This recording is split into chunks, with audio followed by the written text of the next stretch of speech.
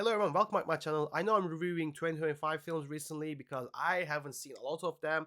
There's still a lot of films I'm, trying to catch up on. Recently, I did a review of Predator Badlands, which was great, and another film I really wanted to watch was 100 Meters. Since I saw the trailer for it in the cinemas, I was interested. It just looked very unique and different. And once I saw the film was available to watch on a flight I was on, I was like, okay, I have to watch it. 100 Meters is a film that is based on a short manga series written by Uoto, who also wrote the manga series Orb on the Movement of the Earth, which has an amazing anime adaptation. If you haven't seen it, please watch it. It's super underrated.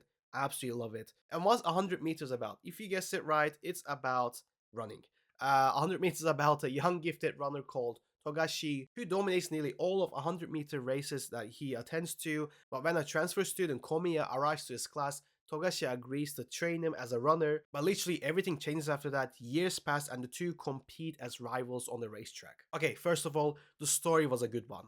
It is not your stereotypical anime story. It feels more, human, real, mature. It explored themes of self-doubt, how strong a person's mental capabilities are, how someone can lose passion or regain their passion for a sport that they're into.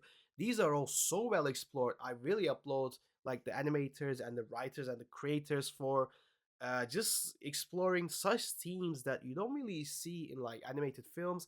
I think those were handled very well. The main character Togashi was a good lead, and seeing his journey from elementary school student to him being in his mid to late 20s made everything a full circle moment.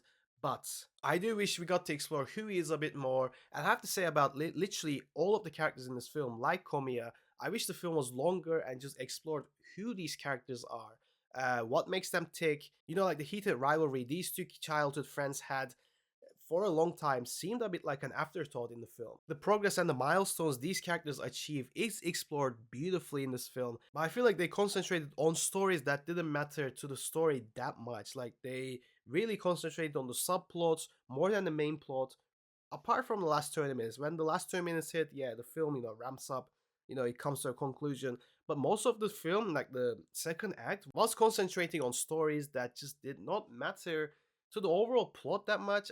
Yeah, it built up more character development for the main character, but I don't know, man. I'm not saying take those scenes out, leave them in. They build great character moments, but I wish it was longer. I wish we saw more debate and rivalry between these two characters. It would have made the final race even more exciting, electric. Just gets your blood pumping, but they didn't do that. And I can't shake the feeling of this film being better suited for a TV show, or just, like I said, be longer. I wanted to spend more time with these characters and just even develop them even more and see their everyday thought about what happens when you have a childhood friend that becomes your biggest rival. Even their meeting was in one scene. It wasn't, I don't know, it wasn't what I expected. It wasn't what I wanted. I think that could have been handled better. Anyways, though, the voice acting is stellar. Everyone does an amazing job. They sound so real, like actually real. I know anime films have great voice acting, but this film really felt like a live action film. The breathing sounds that they made, the exhales and inhale sounds that they made while running or after running sounded so realistic. I was like, what the hell? Did they actually make these actors run? You know what I mean? The music was very good. The direction was just top notch. But by far, the main star of this film is the goddamn animation. Dude, holy shit. It was wonderful.